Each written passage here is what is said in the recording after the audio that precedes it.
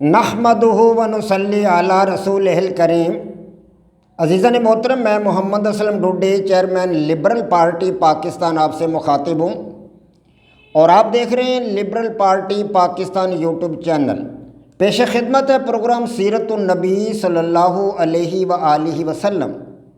عزیزان محترم، ہمارا آج کا موضوع سابقہ موضوع کی طرح ہے، دعوت اسلام، اور عنوان ہے نبوت کے عام اعلان کے بعد رسول اللہ صلی اللہ علیہ وآلہ وسلم کی مشکلات اور آپ صلی اللہ علیہ وسلم کے ساتھیوں پر ظلم و ستم۔ عزیزان محترم، نبوت سے پہلے اہل عرب آپ صلی اللہ علیہ وآلہ وسلم کا بے حد احترام کرتے تھے۔ اس کی کئی وجوہات تھیں۔ ایک وجہ تو یہ تھی کہ نبی علیہ الصلوۃ والسلام بذات خود خاندان قریش کے ایک بہت بڑے قبیلہ سے تعلق رکھتے تھے، یعنی کہ بنو ہاشم یا بنو عبد مطلب۔ یہ قبیلہ قریش کے اندر بڑا معزز قبیلہ تھا اور بڑا عظیم المرتبت قبیلہ تھا، اس وجہ سے آپ کا احترام تھا۔ اور دوسرے یہ کہ آپ نے اپنی 40 سالہ زندگی جو اہل عرب کے اندر گزاری، مکہ کے اندر گزاری، اس میں آپ نے ہمیشہ نیکی اور بردباری، حلیم الطبعی اور وفا شعاری اور حسن سلوک کا مظاہرہ کیا۔ کبھی کسی پر ظلم و ستم نہیں کیا، کبھی کسی کے ساتھ لڑائی جھگڑا نہیں کیا، دنگا فساد نہیں کیا۔ آپ ایک ذہین و فطین، عقل مند اور دانشور کے طور پر معروف تھے۔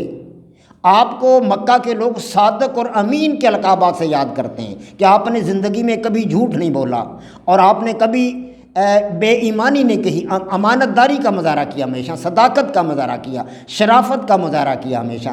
گویا آپ ان دونوں حوالوں سے مکہ شہر کے اندر اور عرب کے اطراف میں معروف تھے، یعنی مکہ کے اطراف کے علاقہ میں عرب کے اندر آپ ایک معروف شخصیت کے طور پر جانے جاتے تھے اور پہچانے جاتے تھے۔ یوں ہی آپ صلی اللہ علیہ وسلم نے اعلان نبوت کیا، یعنی 3 سال کے بعد، 3 سال تک تو آپ نے خفیہ تبلیغ کی، 3 سال کے بعد آیت کریمہ فَاصْدَعْ بِمَا تُؤْمَرْ کے حوالہ سے جب آپ نے پورے اہل عرب کو اسلام کی طرف راغب کیا، پکارا صفا کی پہاڑی پر چڑھ کر، تو نہ صرف سارے کا سارا مکہ، سارے کے سارے اہل قریش، بلکہ اطراف کے قبائل بھی آپ کے خلاف ہو گئے، اور آپ کے لیے مشکلات کا ایک دور شروع ہو گیا۔ اس دور میں آپ کو وہ لوگ اور تو کسی قسم کی تکلیف نہیں دے سکتے تھے، آپ صلی اللہ علیہ وسلم کو نعوذ باللہ قتل نہیں کر سکتے تھے، کیونکہ آپ ایک بڑے معزز قبیلہ سے تعلق رکھتے تھے۔ خاندان قریش میں جو ہے بنو ہاشم اور بنو عبد مطلب بڑے معزز قبائل تھے، اور ان قبائل سے ٹکر لینا کوئی بھی آدمی مناسب نہیں سمجھتا تھا۔ انہیں پتہ تھا کہ نبی علیہ الصلوۃ والسلام کو اگر ہم نعوذ باللہ قتل کریں گے تو ایک جنگ چھڑ جائے گی جو کبھی ختم نہ ہوگی، اور جس میں ہمارا اپنا خاندان ہلاک و برباد ہو جائے گا۔ اس لیے نبی علیہ الصلوۃ والسلام کے ساتھ براہ راست لمبی چوڑی مڈ بھیڑ سے وہ لوگ کتراتے تھے۔ تاہم ان لوگوں نے آپ صلی اللہ علیہ وآلہ وسلم کو جادوگر، کاہن، شاعر، مجنون اور دیوانہ یہ کہنا شروع کر دیا۔ تو اس کا جو تھا وجہ یہ تھی کہ وہ لوگ آپ کے اوپر قابو نہیں رکھ سکتے تھے، کسی قسم کی طاقت نہیں رکھتے تھے کہ آپ کا مقابلہ براہ راست کسی بڑے ہیلا سے کیا جائے، کسی بڑے طریقہ سے آپ کا مقابلہ کیا جائے۔ وہ یہ القابات سے کیوں آپ کو نوازتے تھے؟ جادوگر کیوں کہتے تھے؟ کاہن کیوں کہتے تھے؟ شاعر، مجنون یا دیوانہ کیوں کہتے تھے؟ مقصد یہ تھا کہ لوگ آپ کے قریب نہ آئیں اور لوگ آپ سے دور رہیں، آپ کی بات نہ سنیں۔ مگر جن لوگوں اللہ تبارک و تعالیٰ نے ایمان کی دولت سے سرفراز فرمانا تھا، ایمان کی دولت سے جن کے سینے منور کرنے تھے، انہوں نے اسلام قبول کیا، اور انہوں نے کفار مکہ کی ایسی باتوں پر کان نہ دھرا۔ ایسے لوگوں کو تکالیف بھی دی گئیں، لیکن ان لوگوں نے ان تمام تکالیف کو برداشت کیا، لیکن آپ کا ساتھ ہرگز نہیں چھوڑا۔ کفار مکہ جب آپ کا کوئی معجزہ دیکھتے تو پکار اٹھتے کہ یہ تو جادو ہے، سحر ہے جو ابھی ختم ہو جائے گا۔ اللہ تعالیٰ کا ارشاد ہے اس بارہ میں کہ وَإِن يَرَوْا آیَةً وَإِن يَرَوْا آیَةً یعرضوا وَيَقُولُوا سِحْرٌ مُبِینٌ سحر مستمر وَإِن يَرَوْا آیَةً یعرضوا وَيَقُولُوا سِحْرٌ مستمر سورہ قمر آیت نمبر 2 پارہ 27۔ ترجمہ، اور اگر کافر کوئی معجزہ دیکھتے ہیں، کوئی نشانی دیکھتے ہیں نبی علیہ الصلوۃ والسلام کی، تو منہ پھیر لیتے ہیں اور کہتے ہیں یہ تو جادو ہے، یہ تو ابھی ختم ہو جائے گا، یہ جادو ہے۔ اور اسی طرح قرآن پاک نے ایک اور جگہ ان کی سرکت کے بارے میں بتایا کہ وَعَجِبُوا أَن جَاءَهُم مُنذِرٌ مِّنْهُمْ وَعَجِبُوا أَن جَاءَهُم مُنذِرٌ مِّنْهُمْ وَقَالَ الْكَافِرُونَ هَٰذَا سَاحِرٌ كَذَّابٌ۔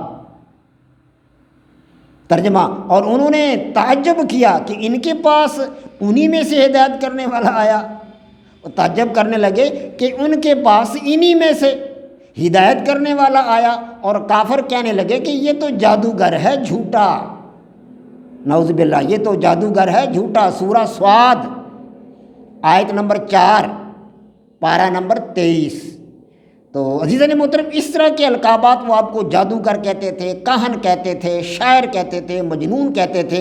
مقصد یہ تھا کہ نبی علیہ الصلوۃ والسلام کی باتوں کو کوئی سنے نہ، کیونکہ آپ کا کلام ہی ایسا باکمال کلام تھا، اللہ کا کلام تھا نا، وہ خدا تبارک و تعالیٰ کا کلام تھا۔ اسی طرح حضرت ابو ذر غفاری رضی اللہ تعالیٰ عنہ کا قبول اسلام کا واقعہ ہے کہ انہوں نے اسلام قبول کرنے سے پہلے اپنے بھائی انیس کو مکہ بھیجا حالات معلوم کرنے کے لیے۔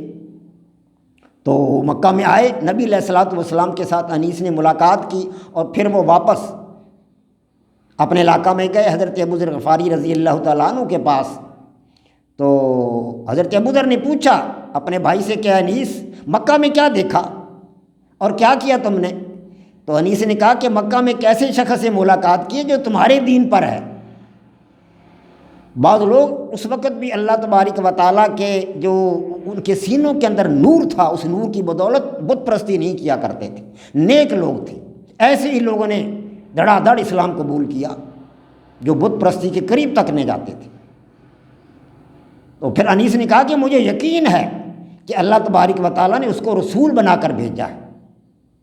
تو پھر ابو ذر غفاری رضی اللہ تعالیٰ عنہ نے پوچھا کہ ان کے بارے میں لوگوں کا کیا خیال ہے، لوگ کیا کہتے ہیں؟ تو اس نے انیس نے کہا کہ لوگ کہتے ہیں کہ وہ شاعر ہے، کاہن ہے، جادوگر ہے، مجنون ہے۔ تو حضرت ابو ذر غفاری نے پوچھا کہ تمہارا کیا خیال اس بارے میں، کیا واقعی وہ لوگوں کے کہنے کے مطابق جادوگر ہے، شاعر ہے، کاہن ہے، مجنون ہے؟ تو انیس نے کہا واللہ میں نے اس کا کلام سنا ہے، وہ کلام کسی ساحر یا کسی جادوگر کا کلام نہیں، اور میں نے اس کا کلام سنا ہے، خدا کی قسم اس کا کلام شعر نہیں ہے، میں خود شاعر ہوں۔ انیس خود بہت بڑا شاعر تھا، اس نے کہا کہ میں خود شاعر ہوں اور اشعار کی بحر کو جانتا ہوں، قافیہ اور ردیف سے واقف ہوں، ہر چیز سے واقف ہوں، اشعار کیسے کہے جاتے ہیں میں ان سے واقف ہوں، واللہ خدا کی قسم ان کا کلام شعر نہیں ہے۔ تو حضرت ابو ذر نے پوچھا کیا ان کی باتوں سے یہ تاثر ملتا تھا کہ وہ مجنون ہیں؟ تو انیس نے کہا واللہ خدا کی قسم ہرگز ایسا نہیں، ان کا کلام ایک ایسا کلام ہے جو با کمال کلام، اور بلا شبہ وہ خدا کا کلام، وہ سچے ہیں اور لوگ جھوٹے ہیں، وہ جو فرماتے ہیں وہ سچ ہے اور لوگ جو کچھ کہتے ہیں وہ جھوٹ۔ عزیزان محترم، یہ واقعہ ابو ذر غفاری کا میں نے مسلم شریف صحاح ستہ کی کتاب مسلم شریف وہاں سے لیا۔ عزیزان محترم، آج کا ہمارا جو ہے وقت ختم ہوا۔ وما علینا الا البلاغ۔ پاک فوج زندہ باد، پاکستان پائندہ باد۔